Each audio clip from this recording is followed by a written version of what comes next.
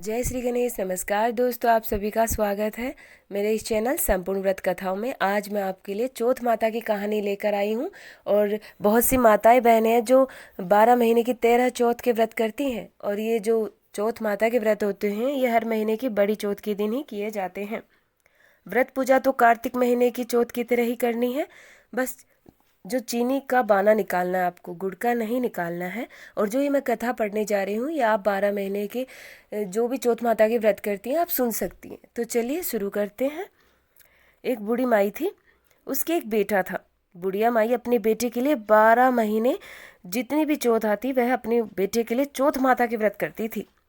बेटा लकड़ी लाता था और दोनों माँ बेटे उन लकड़ियों को बेचकर अपना गुजारा किया करते थे। बुढ़िया माई रोज उन लकड़ियों में से 2 लकड़ी अलग रख लेती और चौथ माता के व्रत वाले दिन वह उन्हें बेचकर कुछ सामान ले आती और 5 चूरमा के लड्डू बनाती। एक लड्डू खुद खाती, एक अपने बेटे को खिलाती। एक दिन चौथ माता के व्रत के दिन बेटा अपनी पड़ोसन के यहाँ चला गया। तब वह बोला, आज चूरमा कैसे बना रखा है? तह बोली कि हम तो आज ही चूरमा बनाया है, पर तुम्हारी माँ तो हर चौथ माता के व्रत के दिन चूरमा बनाती है। आज तुमने खाया कि नहीं खाया? तो उसने बोला, हाँ खाया। पड़ोसन बोली कि तू जो लकड़ियाँ लाता है उसमें से तेरी माता चोरी करके अपने लिए चूरमा बनाती है। बेटा पड़ोसन की बात में आ गया और माँ से जाकर बोला कि माँ, मैं तो इतनी मेहनत से लकड़ी लाता हूँ और तुम रोज चूरमा बना बना कर खाती हो। मैं तो तुम्हें छोड़ के जा रहा हूँ, या तो तुम मुझे छोड़ दो या चौथ माता के व्रत को छोड़ दो। तो वह बोली, बेटा मैं व्रत तो नहीं छोड़ सकती। तो वह घर से निकल गया। लेकिन उसकी माँ ने एक आवाज़ लगाई और बोली, बेटा रुक जा, ये कुछ आँखा हैं, ये तू लेता जा और जहाँ भी तुझे संकट आए आप चौथ माता का नाम लेकर वहाँ डाल देना, तेरे संकट दूर हो जाएंगे। बेटा सोचा कि माँ तो झूठी बात करती है, पर अपना क्या जाता है, ले लेते हैं। उसने आँखा ले लिए, घर से चल दिया। थोड़ी दूर गया तो देखता है कि खून की नदी बह रही है और चारों तरफ कोई रास्ता उसे नहीं दिखाई दिया। तब उसने वह आँखा निकाल कर और वहाँ डालकर बोला, हे चौथ माता, ये नदी सूख जाए और मुझे रास्ता मिल जाए तो मैं मानूंगा कि तुम सच्ची हो। इतने में ही नदी सूख कर रास्ता बना देती है और वह आगे चल देता है। आगे जाता है तो बहुत घना जंगल आता है जहाँ बहुत से जंगली जानवर होते हैं। तब वह आँखा निकालता है और बोलता है, हे चौथ माता, मुझे रास्ता मिल जाए, नहीं तो ये जंगली जानवर मुझे खा जाएंगे। इतने में ही उसे रास्ता मिल जाता है। आगे जाता है तो एक राजा की नगरी आती है। राजा हर महीने एक आदमी की बलि देता। एक बुढ़िया माई के घर को वह देखता है तो वह देखता कि बुढ़िया माई मीठे पूड़े बना रही है, पर बनाते बनाते वह रोई भी जा रही है। वह बोला, बुढ़िया माई तुम क्यों रोती हो? तब बुढ़िया माई बोली, मेरे एक ही बेटा है और आज राजा उसकी बलि चढ़ा देगा।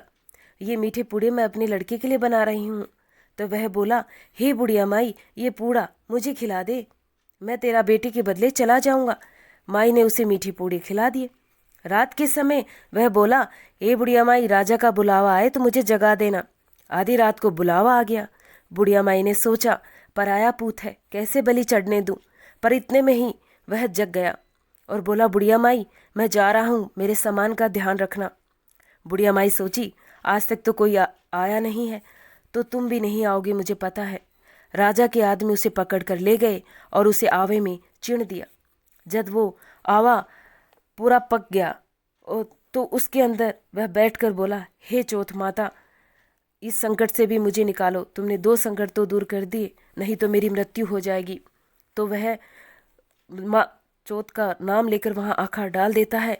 इतने में ही वह आवा पककर तैयार हो जाता है। वहाँ बहुत से बच्चे खेल रहे होते हैं और आवे पर पत्थर मार देते हैं तो उसमें से आवाज़ आती है। बच्चे राजा के पास जाकर बोलते हैं कि तुम्हारा आवा तो पक गया है। राजा सोचा कि 6 महीने में आवा पकता है, ये तो 3 ही दिन में पक गया। वह जाकर देखता है तो सोना चांदी के कलश वहाँ भरे हुए मिलते हैं। वह उन्हें उतारने लगता है तो अंदर से आवाज़ आती है, भाई धीरे उतारो, मैं भी अंदर हूँ। तो राजा के आदमी सोचते हैं, आवे में से कैसी आवाज़ आ रही है, कोई भूत प्रेत तो नहीं है।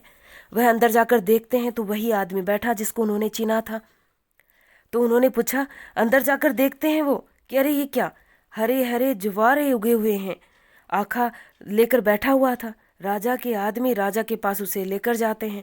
तो राजा आता है और पूछता है कि भाई तू कौन है और तू कैसे बच गया। तब वह बोला कि मेरी माता मेरे लिए चौथ माता के व्रत करती है और चौथ माता के प्रभाव से ही मैं बच गया हूँ। तब राजा ने उससे कहा कि ठीक है, ऐसी बात है तो चलो एक परीक्षा लेते हैं। एक घोड़े पर तू चढ़ जा, एक घोड़े पर मैं चढ़ जाऊंगा और मैं तुझे तेरे हाथों पैरों में लोहे की सांकल बांध दूंगा। अगर वह सांकल खुलकर मेरे बंध जाएगी तो मैं सोचूंगा चौथ माता सच्ची है। दोनों ही घोड़े पर चढ़ जाते हैं और वो आखा लेकर बोलता है, हे चौथ माता मेरी लाज रखना। इतने में ही उसके पैरों की सांकल, लोहे की सांकल खुलकर राजा के पैरों में बन जाती है और राजा सोचता है कि अरे वाह, चौथ माता तो सच्ची निकली। राजा अपनी बेटी का विवाह उस लड़के से कर देता है और वो वहीं रहने लग जाता है। बहुत से दिन बीत जाते हैं। एक दिन वह अपनी पत्नी से बोलता है, आज तो मुझे अपने गांव की याद आ रही है। तो वह रानी पूछती है, क्या तुम्हारे गांव है? वह बोला, हाँ है, मेरी माँ भी है, चलो हम अपने गांव चलते हैं। राजा ने उसे बहुत सा धन देकर विदा किया। उधर बुढ़िया माई रोज लकड़ी तो नहीं मिलती थी, वह गोबर चुन चुन कर छाना बेचकर रोटी खाती। पड़ोसन उसके बेटे बहू को आता देखती है और बोलती है, बुढ़िया तेरे बेटे बहू आ रहे हैं और बहुत सा धन लेकर आ रहे हैं। बुढ़िया माई बोली कि मेरे कहाँ ऐसे कर्म कि मेरे बेटे बहू मेरे नसीब में लिखे हैं। एक बेटा था जिसे तूने सिखा दिया, वह भी मुझे छोड़कर चला गया। पर उसका दिल नहीं माना और वह छत पर जाके देखती है तो सच में उसके बेटे बहू उसे आते दिखते हैं। वह बोलती है, चौथ माता ये सब आप ही के प्रभाव से हुआ है। और बेटा आकर सारी बात अपनी माता को बता देता है। सारी नगरी में हेला फिरा दिया जाता है कि बेटे की माँ और एक पुरुष की लुगाई हर कोई चौथ माता का व्रत करे, 13 चौथ के व्रत करे। 13 चौथ के व्रत ना करे तो 4 चौथ के व्रत जरूर करे, 4 के न करे तो 2 चौथ के व्रत तो जरूर करे। और इस प्रकार हे चौथ माता, जैसा आपने बुढ़िया माई को, उसके बेटे को संकट से दूर रखा, उस प्रकार सबको संकट से दूर रखना, उन सब का कल्याण करना जो ये कहानी सुनते हैं, पढ़ते हैं और सुनाते हैं। तो ये थी चौथ माता की कहानी। ये आप कोई भी महीने की चौथ माता के व्रत के दिन आप सुन सकते हैं। आपको ये कहानी मेरी कैसी लगी आप मुझे कमेंट करके ज़रूर बताएं और प्लीज़ मेरे चैनल को सब्सक्राइब करें। आप सबकी सहायता की बहुत ज़रूरत है भाई, मुझे आप सब में कोई सब्सक्राइब नहीं कर रहा है तो आप मेरे चैनल को सब्सक्राइब करें और प्लीज़ लाइक करें।